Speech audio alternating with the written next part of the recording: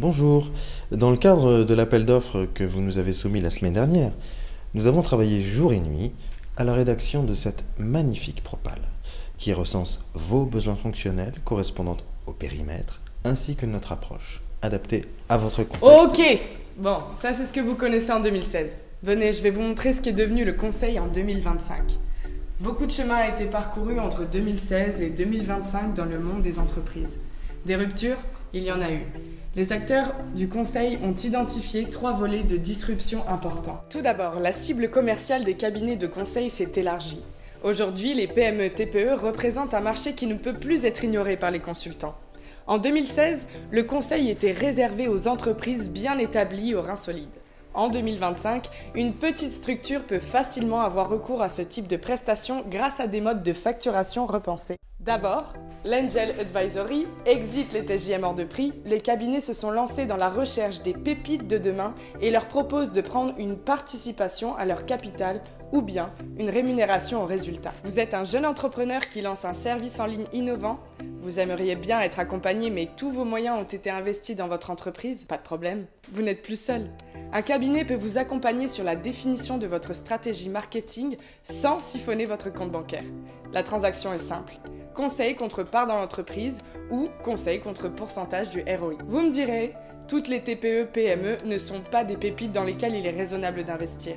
C'est pourquoi les consultants ont aussi développé des modules d'intervention adaptables, une sorte de framework de compétences. Fini le package product-centric à l'ancienne où toute modification se paye au prix fort. À la manière d'un Lego, le client peut maintenant sélectionner les modules qui correspondent à ses besoins, garantissant une mise en œuvre rapide et flexible. Ici, nous dépassons le customer-centric, qui était déjà une avancée en 2016 pour une approche value-centric. Vous avez besoin d'un outil stratégique SI en amont et de compétences métiers, mais vous possédez déjà un dispositif de pilotage en interne? Pas de problème. Les cabinets savent assembler ces briques pour vous et vous laisseront la main sur le pilotage. La recherche de valeur est omniprésente. Cela répond aux enjeux des entreprises de toute taille, PME et grandes entreprises. D'ailleurs, un enjeu commun à tous est l'adaptation à un environnement en mutation constante et très rapide. C'est ainsi qu'il a fallu trouver de nouveaux modes d'organisation pour adresser de manière efficace ce nouveau paradigme. Dans un environnement toujours plus mouvant, les cabinets doivent savoir trouver les réponses les plus adaptées et optimales. C'est pourquoi des hubs dédiés à la recherche sont mis en place au sein même des cabinets de conseil. Outre leur capacité de R&D, ils permettent d'alimenter des labels, autre arme pour faire face aux changements, qui sont une sorte de coopérative d'entreprise dont on parlera plus tard.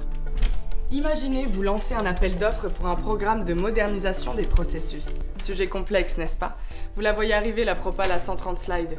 Les équipes de consultants de Hub, aidées par des spécialistes en ergonomie et des experts en psychologie cognitive, réalisent un prototype de propale idéal pour répondre à votre appel d'offres de la manière la plus claire, précise et concise possible. La proposition commerciale s'en trouve alors allégée et présente une démarche optimisée.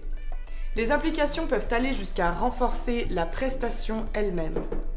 Comme vous le voyez, des chercheurs, en l'occurrence en neurologie ou en neurosciences, développent avec des consultants des outils de prédiction de comportement du consommateur.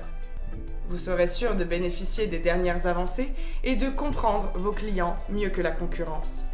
La multidisciplinarité, ça peut aider. Mais l'action du Hub ne s'arrête pas là. Des coopératives rassemblent entreprises et cabinets de conseil qui interagissent et créent un véritable réseau d'intervention actif, le label.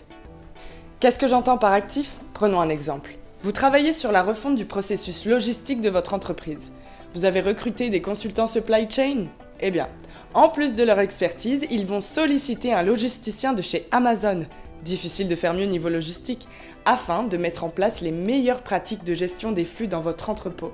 Le label est bel et bien un intégrateur de compétences. C'est du bon sens, non? Évidemment, les échanges de services et d'expertise au sein du label ne peuvent exister qu'à une condition, la flexibilité des consultants.